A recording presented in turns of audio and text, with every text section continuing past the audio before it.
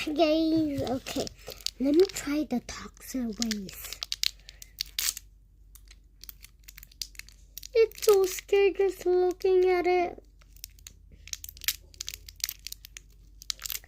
I never have a package with toxin waste. I'm kind of afraid. No reaction. Let me see.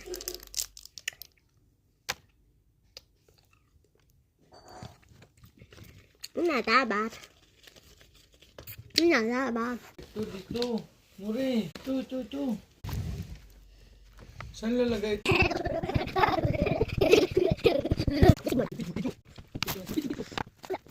Basketing.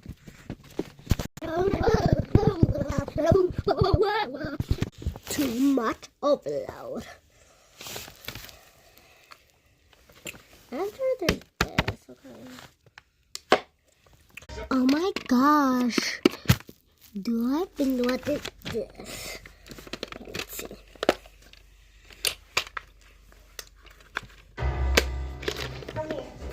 That's so loud. That's too loud.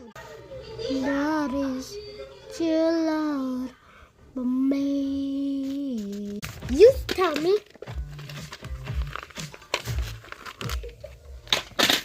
Bubble. That's squishy.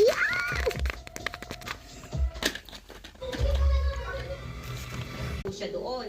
So, nung pagpunta ko po ng Hong Kong, first Next contact po is package. okay naman po yung relationship namin. So, okay siya.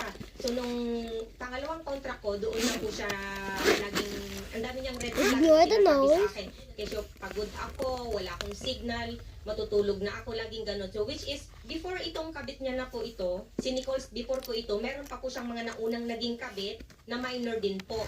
Nagmakaawa sa akin, yung anak ko nagmakaawa sa akin, gusto niya happy family. So, doon nag-start, sabi ko, humingi kasi siya ng tulong. Last one. Dinay nila. Tapos kalauna, nung umuwi ako last March, oo daw, lahat daw ng totoo, sabi din ng kapatid niya.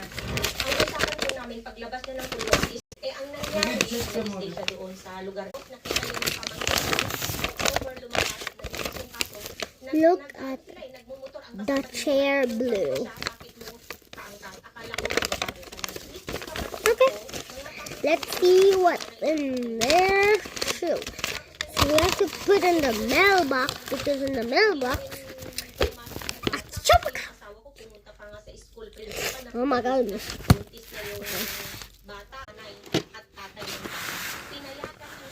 This was on the chair blue.